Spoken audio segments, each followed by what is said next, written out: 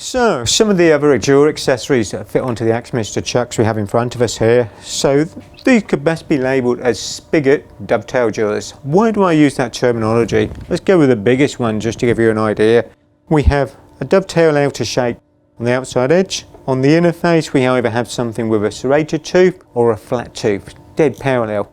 So this has got a serration. The C jaws have got a flap with a little lip. So not a dovetail shape. So we've gone away from the true dovetail that will be inner and outer. So this has something that will bite into, but we can still use that dovetail shape on the outside profile to expand into the base of our bowls. So what we're going to do with these, the whole range of different projects. So we can do things like the base of our bowl. On here we put straight spigot, no dovetail. We've got the C jaws with the lip on the inside.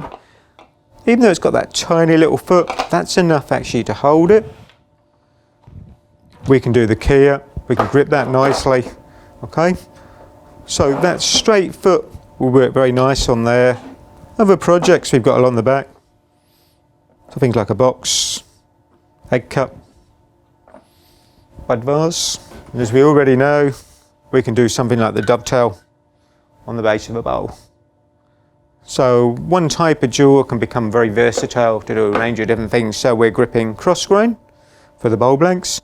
We're gripping end grain section for spindle work. The variety of sizes allows us to do a number of different things. So the smaller jaws we have here, we have a dovetail outer, which means therefore we can expand into the bottom of a small bowl. We have a straight lip down the centre, so that's dead parallel. So that would allow us to do things like a bit of dowel. So with the smaller jaws we have here, this has a dovetail outer and a straight inner, dead parallel. So the three jaws are on the chuck. That allows us just to drop that on. But that parallel inner allows us to feed stuff through the chuck. We can tighten up, grip those. So obviously we need to mount and bolt the jaws on, but it's giving you that idea of how small and what we can go down to. So it might be the fact you're going to feed your dowel through the headstock of the lathe. You might want to do something like lace bobbins out the dowel, turn those. So it's a quick and easy way of gripping that small section, mounting it, holding it. So different things, the box blanks. So I do a lot of boxes. We have our overall box. How does it start? One blank. So the straight spigot will drop in, open the jaws up a bit, tighten those down. Quick and easy way of doing it. We need to make sure the spigot that we're cutting on here is nice and parallel, nice and straight. We don't need any dovetail shape, and the jaws will bite in a little. So they will grip into the work. We go up the line for the bigger stuff. We have a serrated foot. This is going to do a bit more damage to the work, so we need to reverse it. We're going to look at those a little bit more in detail because we have a range of jaws which would be classed as grippers. These are going to feature in there. Okay, so within the chuck jaw range of accessories that we can fit on, there's a range of jaws that we best class as grippers. These are designed to bite into the work, add a lot more grip, so hold the workpiece a lot more stable. So they're definitely useful for certain areas. So you might be rough turning bowls, using green material, get a lot more grip on here, so it supports it a lot more. Might be doing hollow forms, so you're further away from the headstock, bigger diameter, bigger depth of what you're holding on. So where the jaw is, we're going to look at. That will add a lot more support again. Again, hollow pots, salt and pepper mills can be really good for that, especially for the drilling aspect. Things like goblets will help with that. Big bowl again, we'll look at that in a second. So let's get you in to have a look at the jaw sizes as they go up through. So within the range of our gripper jaws, there are three sets that are very similar. They have similar names. So this is the BFs. This is the smallest set of grippers. They have a serrated tooth inner and outer, so you can use them to expand into a workpiece or close down onto it and contract on, grip into. They will mark the workpiece. There's no hiding that. It's going to damage it a little bit, but you're going to hopefully extend the shape or turn that section off or part it off totally. So they go up in sizes gradually. Each of them have the same sort of layout on those three. They will do a lot of holding, a lot of grip. We go along the line a little bit more. We have the Gs and Colossus. These have a dovetail outer, so we can still use them to expand into the bottom of the bowls depending on the size, and obviously they get quite large. But you have a serrated inner which will grip into the workpiece nicely. So if you're doing bigger items, hollow forms, really good to provide that extra grip.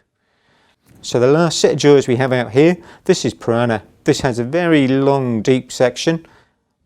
Bigger serrations.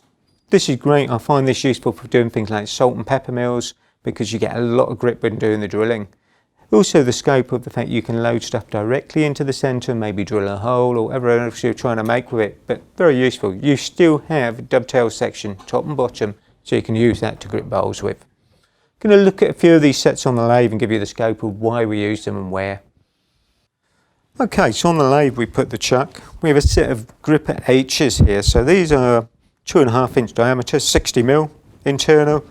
We've cut our spigot nice and long on here. That provides a lot more grip. So the deeper the spigot, the more section we've got to hold. Nice square lip. So when we put it into the chuck, got a lot more grip on there than we get on maybe the C-jaws. Why do we want that? We've extended the shape a lot more. So the piece, or the workpiece, a lot longer. The further away from the chuck we come, the more leverage we're providing on this point, which the jaws are trying to counterbalance and hold for you. So by actually extending the work out, the jaws are having to work harder. So therefore, by actually extending the length of the jaws, more surface area in contact, those little teeth biting, adds more grip. So for things like long goblets, the workpiece is going to be a lot more secure, so really good to use. Swap this over. I want to do some rough turn bowls. This was green, so I turned it wet, allow it to dry. I can put it back on the lathe. I've taken most of the bulk out. Again, initially was held set of H's. That allows me to hold it, bigger gripping area, bite into it a bit more, let it dry. I can then reverse it. I'm going to bring that back in a second and show you how a little bit. Again, most people seem to think of grippers for spindle work. This is cross grain, so a bit of oak. Again, I've got my foot that we can hold. So a lot more grip on there than I'd have maybe with something smaller or shorter. So if I'm expecting it to move, by allowing and turning it with a set of grippers, be it bigger sizes, I've got a decision then to make later of what do we do with the foot. We've got a big surface area that we can change around. It might shrink a little bit, but we can then still put a dovetail in, we can shape it. So by leaving this big blank section, we can create our canvas later and change that shape. So very adaptable for that. So we changed the jaws on the lathe a little bit. So these have still got a serrated tooth. So we can see the serrations nice and cleanly. Got a lot of shape. We have a dovetail on the top. We have a dovetail inner as well. So in reality we could do our bowl, expand out into this, hold it. That'll go on the lathe nicely, that'll grip it nicely. That's an easy one. Things like salt and pepper mills, you end up with your two pieces of wood, one for the lid, one for the actual base bit. One of the problems with doing these is actually turning and drilling that long section. So I love these for this idea that we've got a lot of surface grip down through the body section now. We can drill from both ends, we can turn the blank round, nice and simple to do our pepper mills. When we even shape the top, we've done our spigot on the top of there. We can hold that. We can do anything that we need to shape in here to match the underside of our pepper mill, turn it round and then hold the blank, finish shaping it. But this set of jaws is fantastic. Things like that drilling aspect and that holding. As much as you can hold your bowl on the top as well with a dovetail, really good for that straight drilling all the way down through. So very adaptable. Lots of bite, lots of balance on here. So you've almost got a really good safety net from the aspect that this isn't going to move about within here too much. If you've got a really short jaw, more chance of this coming out. So this is safety. So our bowl, our cherry bowl we roughed out. We've got the spigot on the base here, straight lip. Possibly gone a little bit oval shape. We want to also clean up the outside. Whenever I rough these out, I tend to leave something as a straight spigot inside here, dead parallel. So that gives me a way of putting this onto the chuck. Nice and deep with that extra length.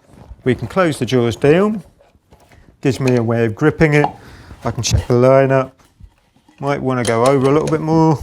Try and get the best out of the blank where it's dried. With them being longer, gives me more accessibility to get into that deep section. So, when I rough turn a bowl, so from green using wet wood, try and put as big a foot on this as I can. The reason being the fact this is going to shrink.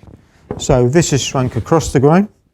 You look at this, it doesn't look round anymore. So by putting a big foot on, I can get the basic shape cut out, do the inside, shrunk quite a lot across the grain. That allows me, I can put it back on, put a smaller foot on, but by having as large a foot as I can, and solid, no dovetail, there's structurally more strength there. Also means I've got the chance of altering it later.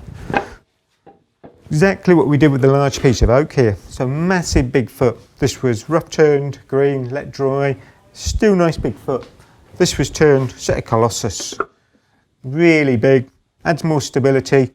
I can then actually take this foot off. Might want to blend it in totally. Might want a rounded bottom bowl. So it gives you the options of doing those sort of things, but by having that big foot, a lot of structural strength in here. So you can see how this is nice and parallel.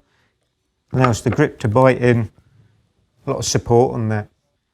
When doing some of the larger pieces or bigger bits, especially hollow forms, tend to use a lot of the gripper jaws. So the G's, these are dovetail outer, gripper inner. So let's just mount this one. Just line up the holes, get it on the groove.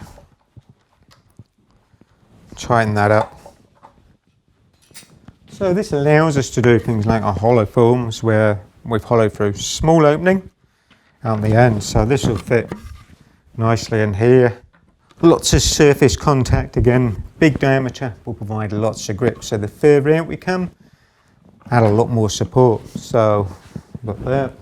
Same thing with the walnut one, bigger diameter, so we tighten it up. Paramount, we have a gap in between each jaw, that looks good.